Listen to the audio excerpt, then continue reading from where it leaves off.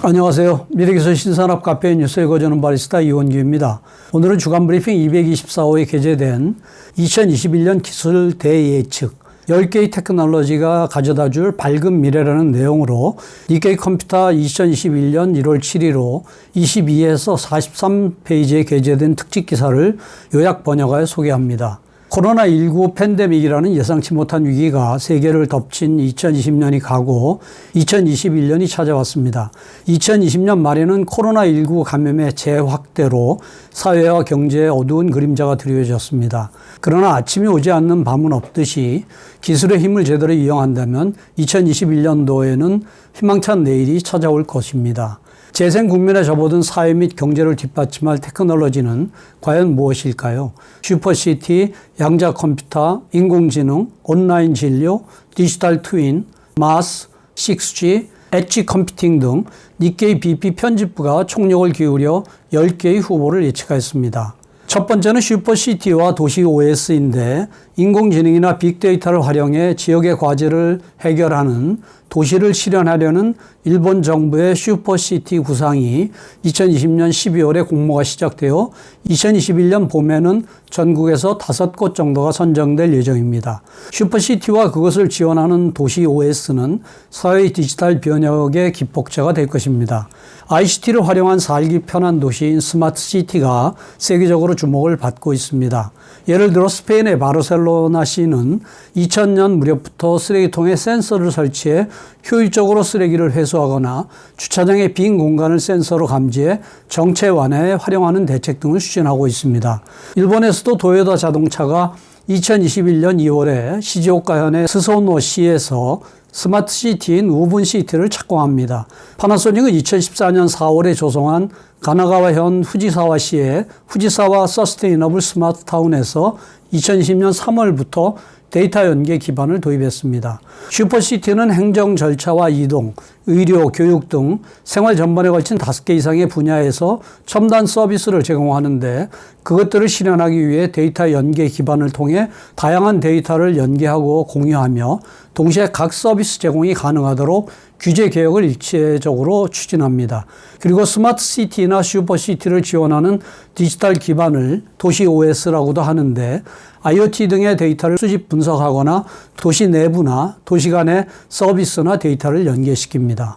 두 번째는 양자 컴퓨터로 2020년에 아마존 웹 서비스, 아마존 브라켓과 마이크로소프트의 애저 퀀텀과 같은 복수의 제조사가 개발한 양자 컴퓨터를 이용할 수 있는 클라우드 플랫폼뿐만 아니라 IBM의 양자 컴퓨터, IBM Q의 클라우드 경유를 통한 이용이 추진되었습니다. 즉시 이용이 가능한 클라우드 서비스가 등장함으로써 기업이나 대학의 연구자들이 양자 프로그래밍이나 해석 등을 테스트할 기회가 늘어났지만 그 대부분이 교육이나 시험용에 그쳐 비즈니스와 연구에 대한 유용성을 나타내는 것이 과제였습니다.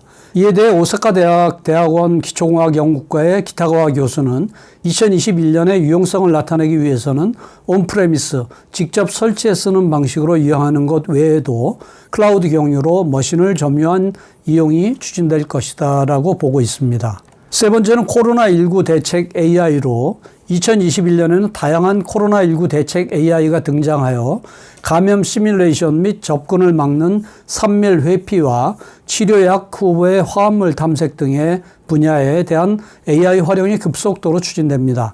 한 예로서 감염자 수 예측 AI는 오사카 대학의 산업과학연구소 AI센터의 사쿠라이 교수는 시계열의 비선형 미분 방정식에 근거한 알고리즘인 리얼타임 AI 기술 연구를 코로나19 감염자 수 예측에 응용하고 있습니다.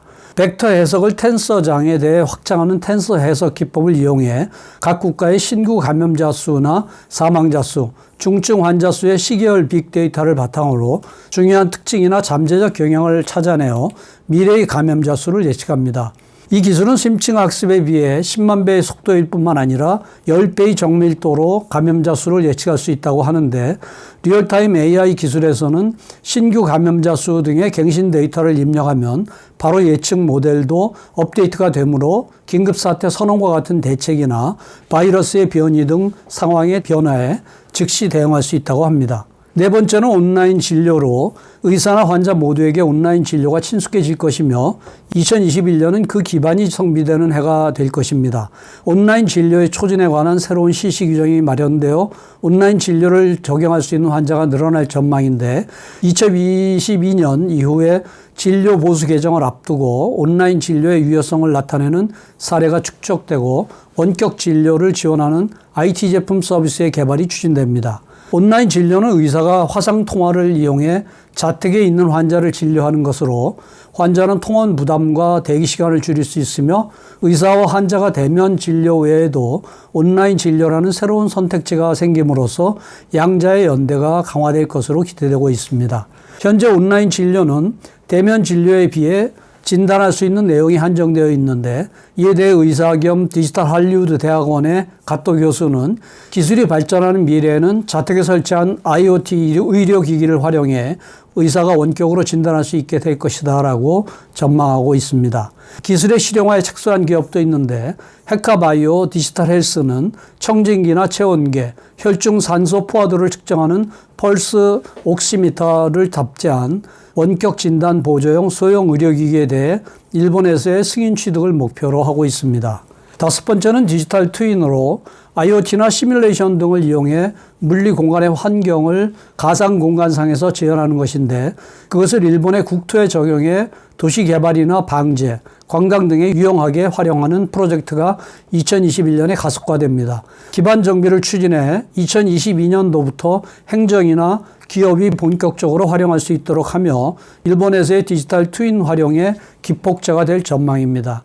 디지털 트윈은 실시간으로 높은 정밀도의 시뮬레이션을 실시할 수 있다는 점에서 제조업의 제품 개발과 생산 설비의 유지 보수 등에서도 활용이 시작되었는데 앞으로는 제조업 외에도 활용의 폭이 넓어집니다. 그중에서도 주목을 받고 있는 것이 국토교통성이 정비를 추진하고 있는 연계 데이터를 기반으로 하는 국토교통 데이터 플랫폼입니다. 예를 들면 도시의 인파 데이터를 해석해 재해 시의 피난 경로를 결정하거나 일조량이나 바람 등의 기상 데이터를 해석해 히트 아일랜드, 열섬 대책을 검토하는 등의 활용을 예상하고 있으며 민간 기업이 자세히 데이터와 연계해 업무의 효율화나 서비스 개발 등에 활용하는 것도 가능합니다. 구체적으로 지도 데이터에 구조물이나 집안 데이터를 위치 정보로 연결시킨 인프라 데이터 플랫폼을 베이스로 교통이나 인파, 물류와 같은 경제활동의 데이터나 기상이나 재해와 같은 자연현상의 데이터를 추가함으로써 미래 예측 등의 시뮬레이션을 가능하게 해주며 플랫폼 안에서 모든 데이터를 보유하는 것이 아니라 AIP를 통해 민간의 다양한 데이터베이스와 연계하는 시스템을 준비하고 있습니다. 여섯 번째는 MaaS, Mobility as a Service로 공공교통기관 등 이동에 관련된 모든 서비스를 IT에 결합해 편리성을 높이는 통합이동 서비스로 일본에서 2018년경부터 본격화된 MaaS는 2020년 코로나19 사태로 인해 이동의 수요 자체가 줄어들어 정체를 피할 수 없게 되어 수요에 대한 빠른 회복이 불확실한 가운데 이동 이외의 서비스를 추진하는 등 2021년에는 방향 전환을 통한 반격의 움직임이 시작됩니다. 일본 MaaS의 대표적인 예로는 오다큐 전철의 에모트로 스마트폰으로 목적지를 입력하면 경로를 검색할 수 있으며 철도 및 버스뿐 아니라 제2초인 도코모 바이크 쉐어의 자전거 쉐어도 포함한 다양한 이동수단을 제한하고 있습니다. 일부 서비스에 대해서는 즉석에서 티켓을 예약 구입해 전자티켓 화면을 직원에게 보여주면 이용할 수 있는데 토요타 자동차가 후쿠오카현과 요코하마시 등에서 전개하는 마이루트나 도쿄 급행 전철과 JR 동일본이 시조카현에서 전개하는 이스코 등도 기본적인 기능은 같습니다. 일곱 번째는 6G 이동통신으로 제5세대 이동통신 시스템 5G의 일본에서의 상용 서비스는 2020년 봄에 시작되었으나 세계에서는 벌써부터 그 다음인 제6세대 이동통신 시스템 6G의 연구 개발이 활발해지고 있습니다.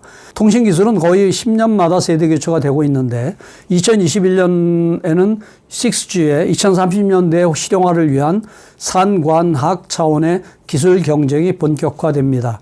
통신 서비스 원래 사람과 사람 간의 커뮤니케이션을 뒷받침하는 역할을 담당해 왔는데 그것이 현재의 5G에서는 공장의 자동화나 원격 의료, 자율주행 등 산업을 지지하는 사회 기반으로서의 성격이 강해졌으며 그리고 6G 시대가 도래할 것입니다. 총무성이 2020년 6월에 발표한 비욘드 5G 추진 전략 6G로의 로드맵에 따르면 현실 세계와 사이버 공간의 데이터 교환이 비약적으로 증대하며 이를 뒷받침하기 위해 6G에서는 5G를 크게 웃도는 스펙이 요구되고 있는데 예를 들어 통신 속도는 5G의 10배가 목표이며 일정한 구역에서 기지국에 동시에 접속할 수 있는 기기의 수도 5G의 10배를 목표로 하며 데이터를 송수신할 때의 지연 시간은 5G의 10분의 1로 단축됩니다. 여덟 번째는 MEC, Multi Access Edge Computing으로 2021년 이후 기존보다 훨씬 빠르게 반응하는 게임이나 영상 전달, 멀미하지 않고 몰입할 수 있는 가상현실과 증강현실 콘텐츠 등이 등장할 전망이며 공장의 스마트화 등도 한층 더 진전될 가능성이 있습니다. 이와 같은 변화를 뒷받침하는 것 중 하나가 멀티 액세스 엣지 컴퓨팅인데 모바일 시점에서 본 엣지 컴퓨팅 기술로서 단말기 측 엣지에서 서버를 분산 배치해 처리하는 아키텍처를 가리킵니다.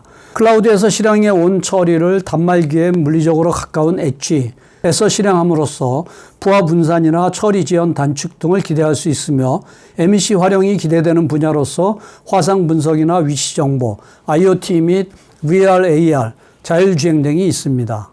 아홉 번째는 분산형 ID, Decentralized Identifier로 졸업한 대학명은 밝히지 않고 졸업한 사실만을 증명하거나 주소를 밝히지 않고 도내 거주지라고 증명하는 그런 ID 관리가 가까운 미래에 실현됩니다. 개인이 이용하고 있는 서비스에 의존하지 않는 IT 기술로 자신의 정보를 필요한 범위 내에서 제시할 수 있는 분산형 아이디로 마이크로소프트 등이 오픈소스 실장을 개발 중이며 2021년도에는 주목도가 높아질 전망입니다. 현재 개인이 이용하는 웹 서비스의 대부분은 개인이 사용하는 메일 주소를 아이디로 하고 별도 패스워드를 설정해 로그인하는데 서비스 측은 메일 주소를 발행한 조직의 아이디를 사용해 패스워드와 조합하여 이용자를 인증하고 있습니다. 이에 반해 DID는 암호 기술을 이용하며 제3자의 ID 프로바이더 등에 의한 인증 없이 이용자가 본인이라는 것을 증명할 수 있으며 이용자가 공개키 기반의 암호 방식을 이용해 소프트웨어로 아이디를 발행할 수 있게 됩니다. 열 번째는 BMI, Brain Machine Interface로 2021년에는 뇌 정보의 활용이 보다 친숙해질 것인데 뇌와 기계를 연결해 뇌의 정보를 읽어내거나 반대로 뇌의 정보를 전송하는 기술인 BMI의 발전이 그 배경에 있습니다. 2020년 8월에는 미국 테슬라의 일론 머스크 CEO가 창업한 뉴럴링크가 두개골에 삽입하는 타입의 BMI 링크를 선보였는데 링크는 배터리로 구동해 장착자에게 거의 위화감을 주지 않고 뇌 정보를 읽어낼 수 있다고 합니다. 발표회에서는 링크를 뇌에 심고 건강하게 움직이는 돼지의 뇌 정보를 모니터에 비추는 시연을 보였는데 인간의 뇌에 링크를 삽입하여 생각만으로 자동차나 TV 게임 등을 조작하는 것을 목표로 합니다. 미국의 페이스북도 BMI에 대해 야심찬 속내를 드러내고 있는데 2019년 9월에 BMI를 개발하는 스타트업 기업인 미국의 컨트롤랩을 인수하여 컨트롤랩이 개발하는 손목 밴드형 BMI로 페이스북에서 화면을 건드리지 않고 SNS를 조작할 수 있도록 할 생각이라고 합니다. 이상으로 요약 소개를 마치며 구체적인 내용은 센터 홈페이지 hjtic.snu.ac.kr을 참조해 주시기 바랍니다. 다음 주에는 로봇 전문기업 보스턴 다이내믹스의 뛰어남, 스팟 개발에 채용한 소프트웨어의 비밀에 대한 내용을 소개하겠습니다. 감사합니다.